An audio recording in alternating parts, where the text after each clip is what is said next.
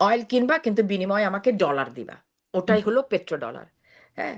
এখন তো ইরান এবং চীনের মধ্যে কিন্তু অয়েল যে কেনাবেচা হচ্ছে ওটা তো হচ্ছে চাইনিজ ইউয়ানে। হুম, হ্যাঁ? হুম, সো আমি দেখতে চাই এই যুদ্ধে অ্যাকচুয়ালি ব্রিকের জয়-জয়কার। এবং হুম, পেট্রোডলারটার কি অবস্থা হয়? কোন দিকে যায়? মোস্ট প্রবাবলি কিছু হবে না।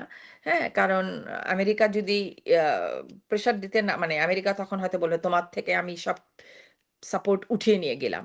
হুম? তুমি যদি পেট্রোডলারে তোমার অয়েল কেনাবেচা না করো। তুমি যদি ডলারে তোমার কেনাবেচা না করো। সুতরাং ওটাই আমাদের দেখতে হবে। পেট্রোডলারের কি হয়? সমস্ত আরব দেশগুলি তাদের নিরাপত্তার জন্য কি ব্যবস্থা নেয়? তারা কি ইরানের পুরোপুরি বিপক্ষে চলে যাবে? নাকি তারা নিজেদের সক্ষমতাকে গড়ে তুলবে এবং বুঝে যাবে যে অ্যাকচুয়ালি তাদের জন্য কেউ না। ওয়েস্টার্ন কান্ট্রি কেউ তাদের জন্য না। Specially America. আমেরিকা ওই যে আম আমেরিকার অ্যানালিস্ট নিজেরাই বলে যে, "দে আর দ্য মোস্ট বিশ্বাসঘাতক of the world. Don't hmm, trust them. Don't trust us." আমরা সবচেয়ে বেশি বন্ধুর মানে পিঠে ছোড়াছুড়ি। হুম, হুম, হুম, সুতরাং ডো নট ট্রাস্ট আস। তোমরা নিজেদের আ সক্ষমতা নিজেরাই গড়ে তুলো। জি, হ্যাঁ?